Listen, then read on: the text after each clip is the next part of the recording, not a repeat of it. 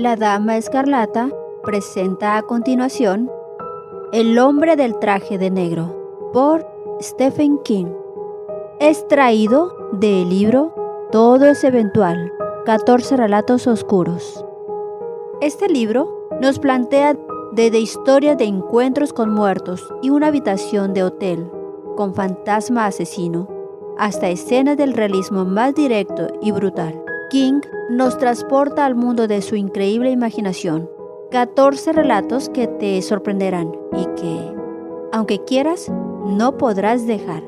Historias como Sala de autopsias número 4, El hombre del traje de negro, Todo lo que amas se te arrebatará, la muerte de Jack Hamilton, En la habitación de la muerte, Las hermanitas de Luria, Todo es eventual, La teoría de LT, sobre los animales de compañía, El virus de la carretera viaja hacia el norte, Almuerzo en el café Gotham, esa expresión que solo puede expresarse en francés, 1408, entre otros relatos. Como un dato adicional, al ser relatos, algunos de ellos cuentan con adaptaciones cinematográficas y televisivas.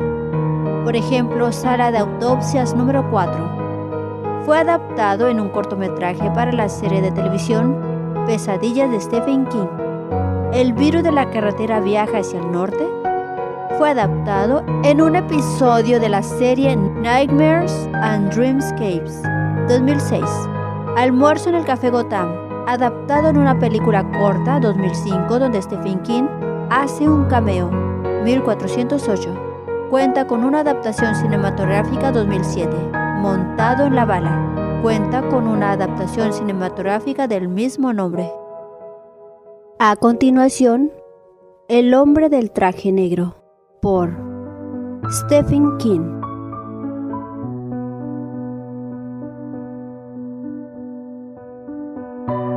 Soy un hombre muy anciano, y esto es algo que me sucedió cuando era muy joven, cuando solo tenía 9 años.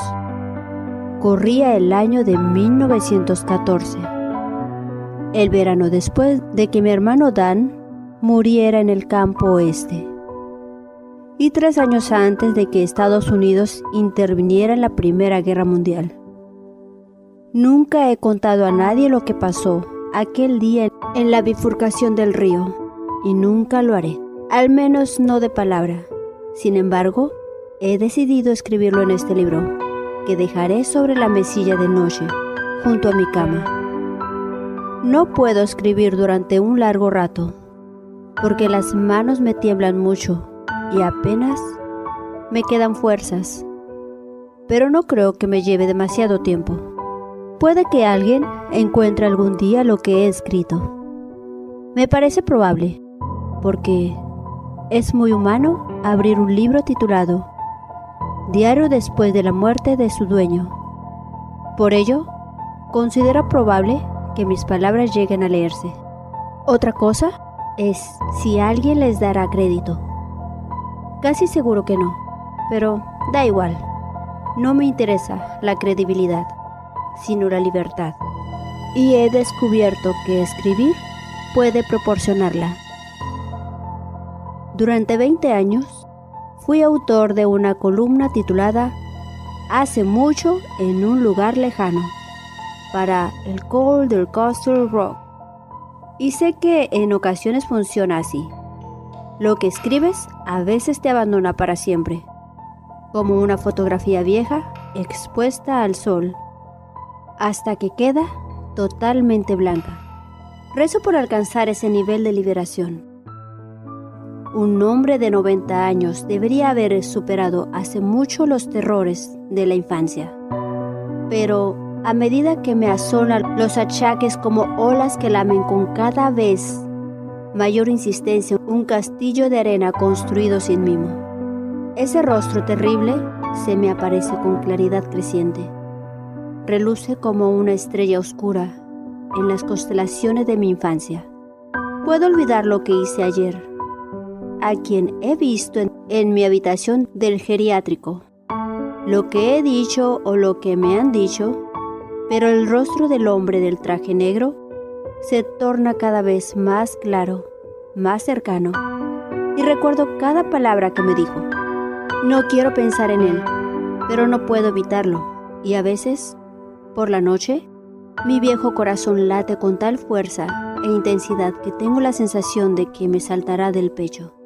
Por ello, desenrosco el capuchón de mi estilografía y obligo a mi mano temblorosa a escribir esta absurda anécdota en el diario que una de mis bisnietas, cuyo nombre no recuerdo, al menos ahora mismo, aunque sé que empieza por S, me regaló la pasada Navidad y en el que nada he escrito ahora. Pero ahora sí, ahora voy a escribir la historia de cómo conocí al hombre del traje negro en la orilla del río Castle, una tarde del verano de 1914. La población de Motón era un mundo distinto en aquellos tiempos, más distinto de lo que podría llegar a describir. Era un mundo sin aviones rugiendo en el cielo, un mundo casi libre de coches y camiones, un mundo en el que el aire todavía no estaba dividido en carriles y proporciones por los cables de la electricidad.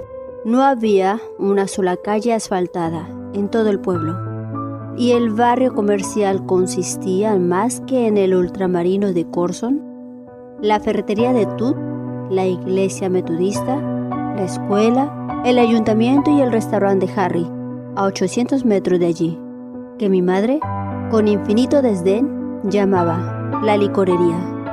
Pero la diferencia principal estribaba en el modo en que vivía la gente, el aislamiento en que vivían. No sé si las personas nacidas en la segunda mitad del siglo XX pueden creérselo, aunque tal vez afirmen que se lo creen para mostrarse corteses con los ancianos como yo. En el oeste de Maine no existían los teléfonos. Para empezar, faltaban 5 años para que se instalara el primero. Y cuando pusieron uno en mi casa, yo ya tenía 19 años e iba en la Universidad de Maine, en Orono.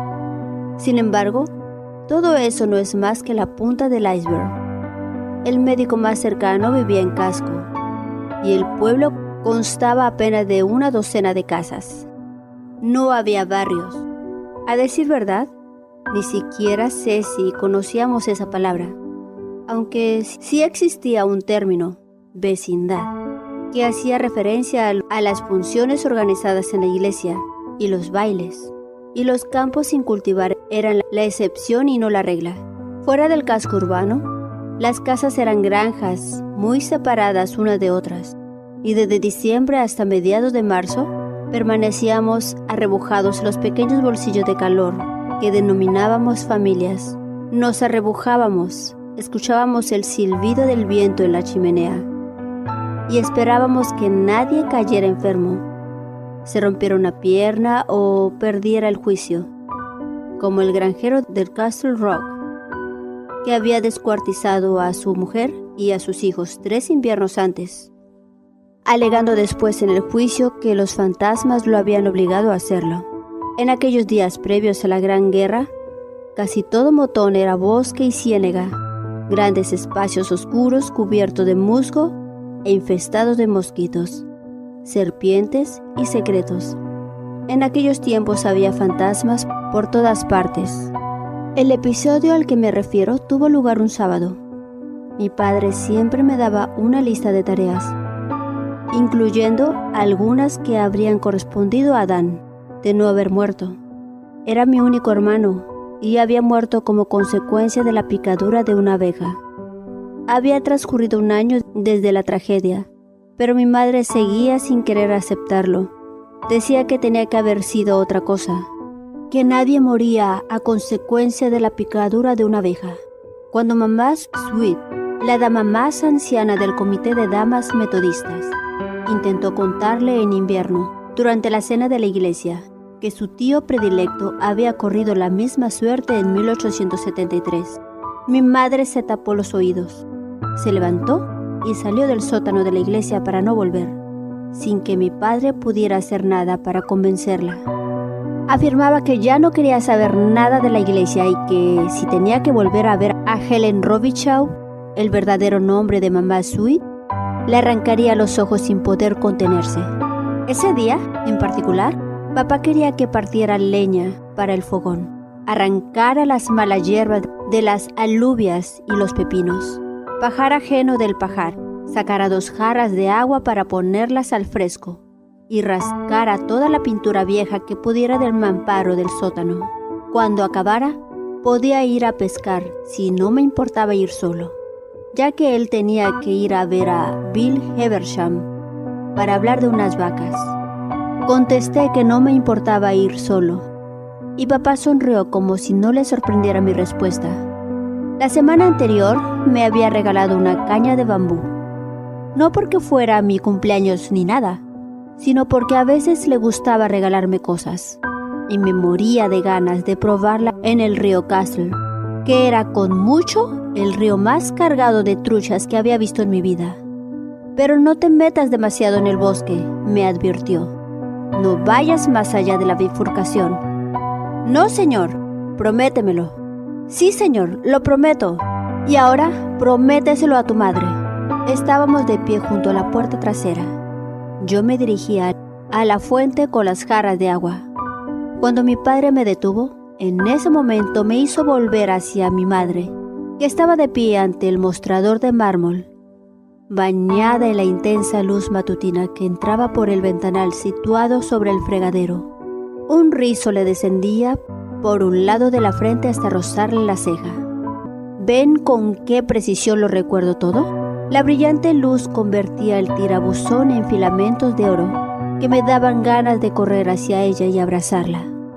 En ese instante la vi como mujer, como mi padre debía de verla. Llevaba una bata de casa con estampado de rositas, lo recuerdo, y estaba amasando el pan.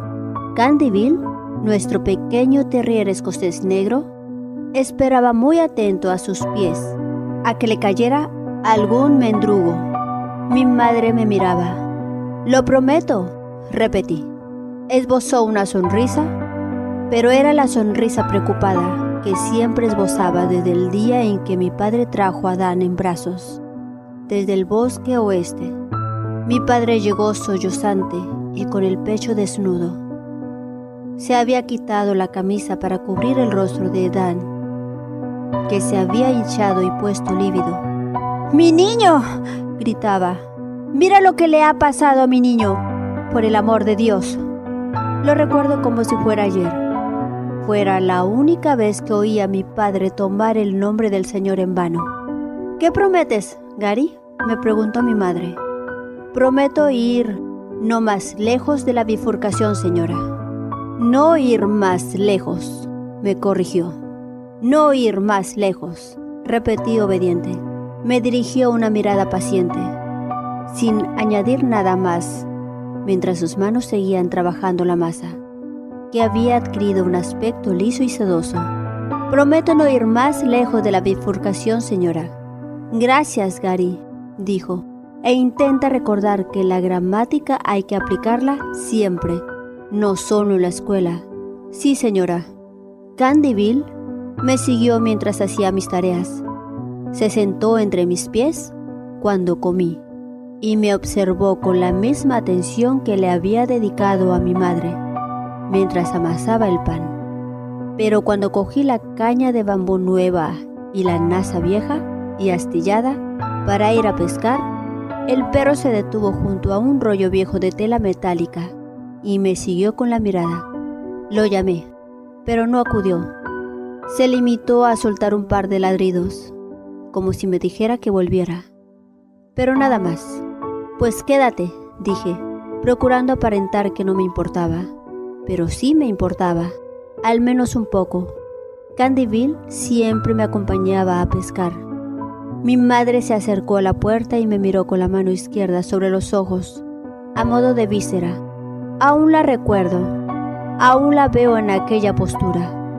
Y es como ver una fotografía de alguien que más tarde fue desgraciado o murió de forma repentina. «Recuerda lo que te ha dicho tu padre, Gary». «Sí, señora». Me saludó con la mano, le devolví el saludo, le di la espalda y me alejé. El sol abrasador me azotó la nuca durante los primeros 400 metros, pero entonces llegué al bosque donde la sombra protegía el sendero, donde el aire era fresco y olía a abeto, donde se oía el viento silbar entre los frondosos árboles. Caminaba con la caña al hombro como hacían los chavales por aquel entonces, sosteniendo la nasa en la otra mano como si de una maleta de viajante se tratara. Tras adentrarme unos 3 kilómetros en el bosque a lo largo de un camino que no era más que 2 surcos separados por una mediana de hierba, empecé a oír el murmullo apresurado y ansioso del río Castle. Pensé en las truchas de brillante lomo moteado y vientre blanco como la nieve, y el corazón me dio un salto de alegría.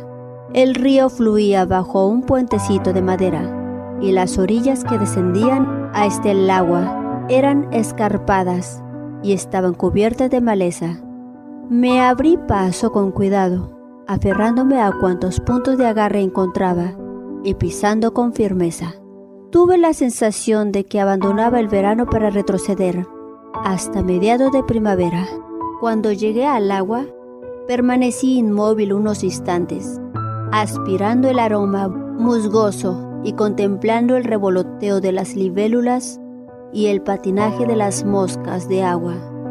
Corriente abajo, vi que una trucha saltaba para atrapar una mariposa, un hermoso ejemplar de unos 35 centímetros, y recordé que no había ido allí para admirar el paisaje. Caminé a lo largo de la orilla, siguiendo la corriente, y arrojé el anzuelo por primera vez cuando aún veía el puente río arriba. Algo tiró de la caña un par de veces y se comió parte de mi cebo, pero no era demasiado astuto para mis jovencísimas manos. O tal vez no estaba lo bastante hambriento para bajar la guardia, de modo que seguí adelante. Me paré en 2 o 3 lugares antes de llegar a la bifurcación del río Castle. Una de las ramas fluía hacia el sudoeste, en dirección a Castle Rock, y la otra hacia el sudeste, en dirección a Casbacamac. En una de ellas pesqué la trucha más grande de mi vida, una belleza de casi 1,5 metros de longitud. Seguía la regla que siempre llevaba en la nasa. Era un ejemplar descomunal de trucha de arroyo, incluso para la época. Si hubiera aceptado aquella trucha como recompensa suficiente por un día de pesca y regresado a casa enseguida, ahora no estaría escribiendo este relato, que por cierto, será más largo de lo que esperaba. Ya lo veo ahora. Pero no lo hice, sino que me ocupé de la trucha tal como mi padre me había enseñado. La limpié, la coloqué sobre hierba seca en el fondo de la nasa, la cubrí con hierba húmeda y seguí adelante. A mis 9 años no consideraba que pescar una trucha de medio metro fuera nada del otro jueves. Si bien recuerdo haberme asombrado de que el sedal no se rompiera cuando, sin red ni arte, lo saqué del agua y lo blandí hacia mí en un vacilante arco. Al cabo de 10 minutos llegué al lugar donde el río se dividía en aquellos tiempos, un sitio desaparecido hace mucho, pues ahora una urbanización de casas adosadas ocupa el lugar donde antaño fluía el Castle, además de una escuela primaria, y si queda algún río, fluye bajo tierra, en torno a una inmensa roca gris del tamaño de nuestra letrina. Ahí había un agradable espacio plano, cubierto de hierba esponjosa, y con vistas a lo que mi padre y yo llamábamos la rama sur. Me puse en cuclillas, arrojé el anzuelo y casi de inmediato pesqué una hermosa trucha arcoíris. No era tan grande como la otra, porque medía 30 y pocos centímetros, pero aún así era un bonito ejemplar. La tuve limpia antes de que las agallas dejaran de aletear.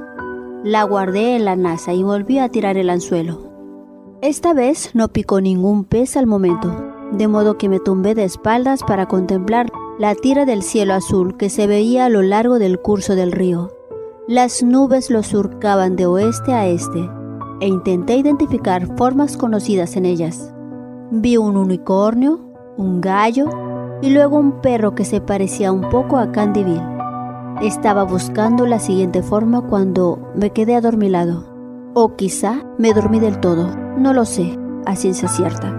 Lo único que sé es que un tirón del sedal, tan fuerte que a punto estuvo de arrancarme la caña de las manos, fue lo que me despertó aquella tarde. Me puse en pie, agarré la caña con fuerza y de pronto me di cuenta de que tenía algo posado en la punta de la nariz. Me puse visco y comprobé que se trataba de una abeja.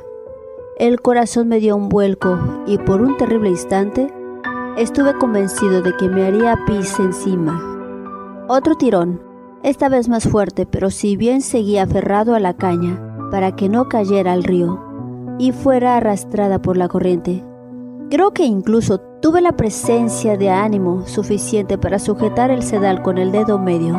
No intenté sacar el pez, pues estaba demasiado absorto en el rollizo bicho negro y amarillo que había tomado mi nariz por un área de servicio. Muy despacio adelante el labio inferior y soplé. La abeja se agitó un poco, pero no se levantó el vuelo. Soplé de nuevo y otra vez se agitó, pero esta vez con cierta impaciencia, y no osé volver a soplar por temor a que perdiera los estribos y me picara. Estaba demasiado cerca de mí para que pudiera ver lo que hacía, pero no costaba imaginársela, metiéndome el aguijón por las narices, e inyectándome su veneno fosa arriba hasta los ojos y el cerebro. De repente se me ocurrió la espeluznante idea de que era la misma abeja que había matado a mi hermano. Sabía que no era cierto, y no solo porque, con toda probabilidad, las abejas no vivían más de un año, a excepción quizá de las reinas, sobre las que ya no estaba tan seguro, sino también porque las abejas morían al picar, y eso lo sabía hasta yo a pesar de tener solo 9 años. Sus aguijones eran dentados, y cuando intentaba levantar el vuelo después del ataque, se desmembraban. Aún así no lograban desterrar la idea de mi mente. Aquella era una abeja especial, una abeja diabólica, que había vuelto para acabar con el segundo hijo de Albión y Loreta. Y otra cosa, me habían picado abejas varias veces en mi vida, y si bien las picaduras se habían hinchado tal vez más de lo normal, aunque no puedo afirmarlo con seguridad, nunca había muerto como consecuencia de ellas. Ese era el destino de mi hermano, una trampa mortal que le fue tendida ya antes de nacer. Una trampa a la que yo había escapado por algún momento, pero mientras visqueaba hasta que me dolieron los ojos, en un intento de ver a la abeja, la lógica no formaba parte de mi pensamiento. Solo existía la abeja, nada más. La abeja que había matado a mi hermano de un modo tan espantoso, que mi padre se había bajado los tirantes del peto para poderse quitar la camisa y cubrir el rostro tumefacto y deforme de Dan. Lo había hecho a pesar de la inmensidad de su dolor, para que su esposa no viera lo que le había sucedido a su primogénito. Y ahora la abeja había regresado para matarme a mí también. Me mataría, moriría entre convulsiones a orilla del río, agitándome, como se agitan las truchas cuando les sacan el anzuelo de la boca. Mientras estaba allí, sentado al borde del pánico, a punto de levantarme de un salto y salir corriendo a cualquier parte, oí un estallido a mi espalda. Fue tan potente y penetrante como un disparo, pero sabía que no se trataba de un disparo, sino de alguien dando una palmada. Una sola palmada. En el mismo instante, la abeja cayó de mi nariz y aterrizó en mi regazo. Quedó tendida sobre mis pantalones con las patas tiesas hacia arriba y el aguijón, negro e inofensivo, sobre el marrón gastado y desvaído de la pana. Estaba muerta, lo vi de inmediato. En aquel momento sentí otro tirón del sedal, el más fuerte, y a punto estuve de perder otra vez la caña. La agarré con ambas manos y tiré de ella con brusquedad, de un modo que habría hecho que mi padre se tirase de los pelos. Una trucha arcoíris más grande que la que ya había pescado surgió del agua en un tembloroso destello, salpicando finas gotas de agua con los filamentos de la cola. Parecía uno de esos peces idealizados que ponían en la revista de aventura para hombres en los años 40 y 50. Sin embargo, en ese momento, lo que menos ocupaba mis pensamientos era pescar una pieza grande. Y cuando el sedal se rompió y el pez cayó de nuevo al agua, apenas si me di cuenta. Me volví para ver quién había dado la palmada. Un hombre estaba de pie a mi espalda, en el margen del bosque. Su rostro era muy largo y pálido. Llevaba el cabello aplastado contra el cráneo y dividido con exquisita pulcritud en el lado izquierdo de su estrecha cabeza. Era muy alto. Iba vestido con un traje negro de 3 piezas y supe al instante que no era un ser humano, porque sus ojos eran de color naranja, de las llamas del fogón. Y no me refiero a los iris, porque no tenía iris, ni pupilas, ni globos oculares. Sus ojos eran totalmente anaranjados, de un naranja que iba cambiando de matiz y parpadeaba. Y realmente he llegado demasiado lejos para no decir toda la verdad. ¿No les parece?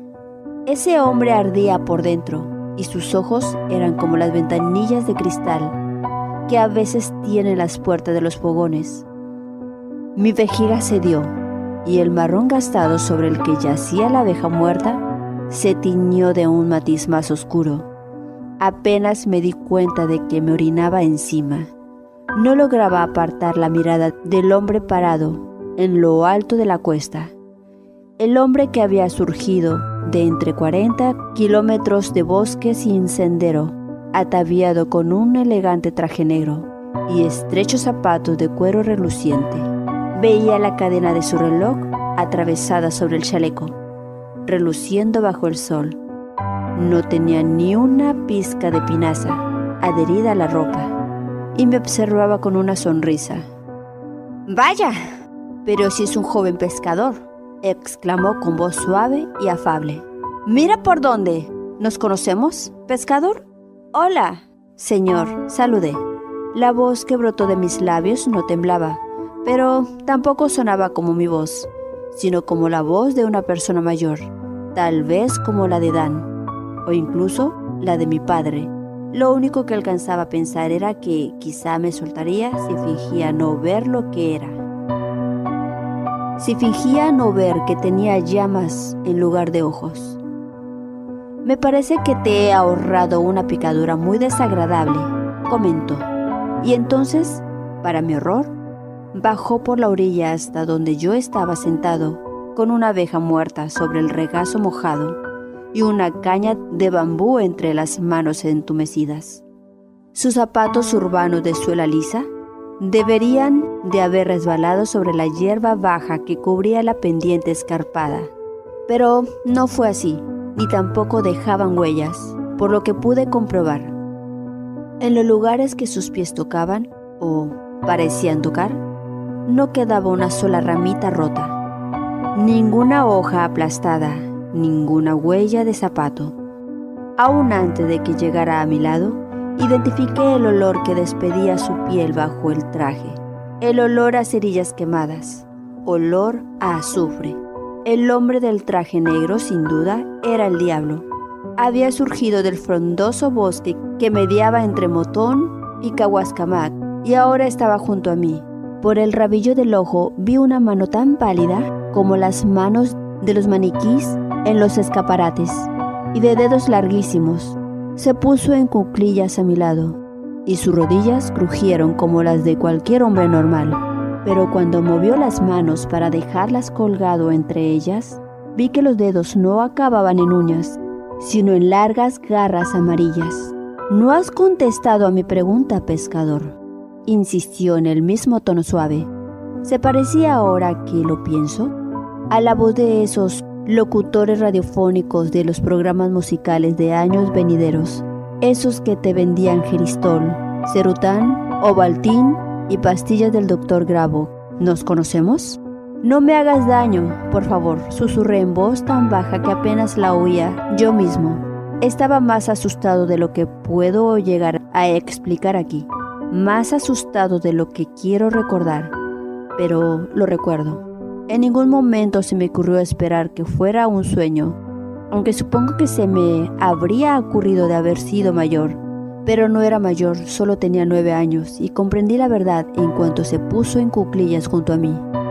Sabía distinguir la velocidad del tocino. Como decía mi padre, el hombre que surgió del bosque aquel sábado por la tarde era el diablo, y en el interior de las cuencas vacías de sus ojos, su cerebro ardía. ¡Oh! ¡Oh! Me ha parecido oler algo, comentó, como si no me hubiera oído, aunque yo sabía que sí me había oído. ¡Algo mojado! Se inclinó hacia mí con la nariz por delante, como quien se adelanta para oler una flor. De pronto me fijé en algo espantoso. A medida que la sombra de su cabeza flotaba sobre la orilla, la hierba que tocaba se marchitaba y moría. Bajó la cabeza hacia mis pantalones y husmeó con los ojos ardientes entornados, como si aspirara una fragancia sublime y pretendiera concentrarse por entero en ella. ¡Horror!, exclamó. ¡Horror de los horrores! Ópalos, zafiros y amatistas. Gary va dejando pistas, recitó acto seguido, y se tumbó de espaldas sobre la plataforma riéndose como un lunático.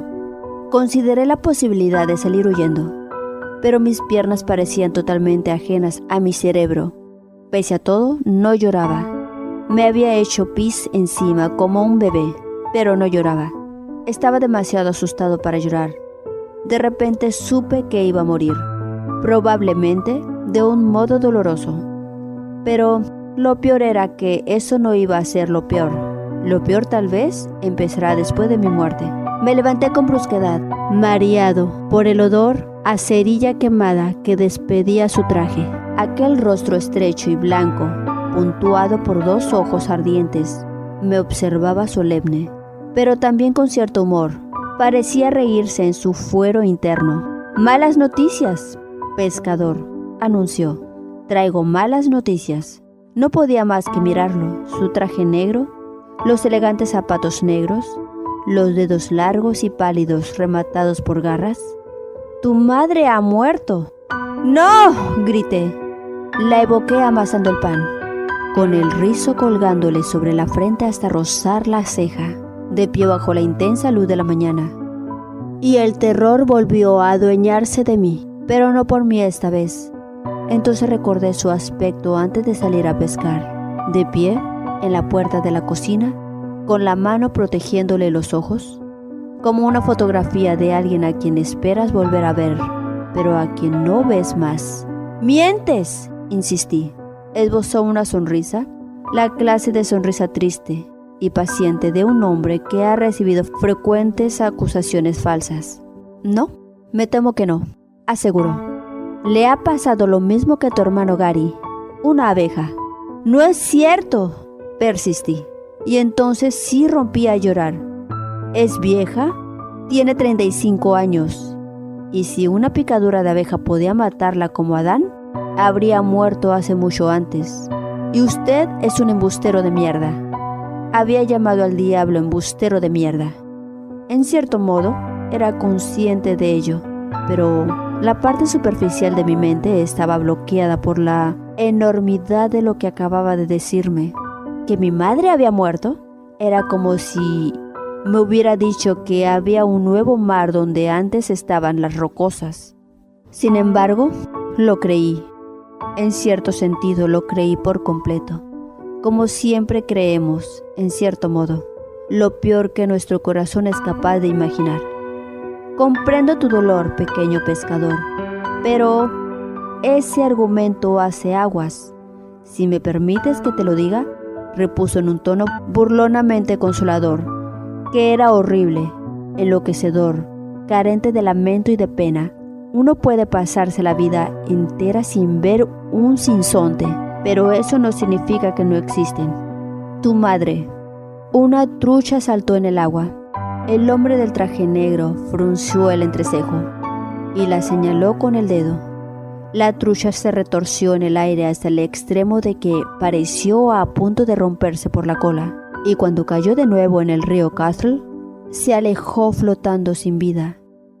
Chocó contra la gran roca negra donde se dividían las aguas, dio 2 vueltas en el remolino que allí se formaba y siguió flotando en dirección a Castle Rock. Entretanto, el sobrecogedor desconocido volvió de nuevo sus ojos ardientes hacia mí y me miró con una sonrisa caníbal en la boca de dientes diminutos y afilados. A tu madre nunca le había picado una abeja, explicó. Pero, de repente, hace menos de una hora, entró una volando por la ventana de la cocina, mientras ella sacaba el pan del horno y lo dejaba sobre el mármol para que se enfriara. No pienso seguir escuchándolo, ni hablar. Levanté las manos y me tapé los oídos. El hombre frunció los labios como si se dispusiera a silbar y sopló un poco de aire en mi rostro.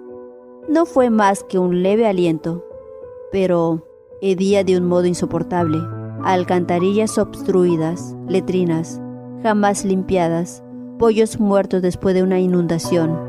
Dejé caer las manos. Bien, dijo. Gary, necesitas escuchar esto. Pequeño pescador, fue tu madre la que transmitió esa debilidad fatal a tu hermano Dan. Tú tienes un poco, pero también tienes la protección de tu padre, que por alguna razón el pobre Dan no heredó. Volvió a fruncir los labios, pero esta vez para emitir un chasquido cruelmente cómico con la lengua, en lugar de para echarme su fétido aliento. Así es, si bien no me gusta hablar mal de los muertos, me parece un caso de justicia poética. ¿No estás de acuerdo? Al fin y al cabo, ella mató a tu hermano Dan, igual que si le hubiera pegado un tiro en la sien. ¡No!, susurré. No es cierto. Te aseguro que sí. La abeja entró volando por la ventana y se le posó en la nuca. Ella le dio un manotazo sin darse cuenta de lo que hacía. Tú fuiste más listo, Gary? Y la abeja le picó. Enseguida notó cómo se le hinchaba la garganta. Eso es lo que les pasa a las personas alérgicas al veneno de la abeja. Se les hincha la garganta y se asfixian. Por eso Dan tenía la cara tan hinchada y lívida. Por eso tu padre se la cubrió con la camisa.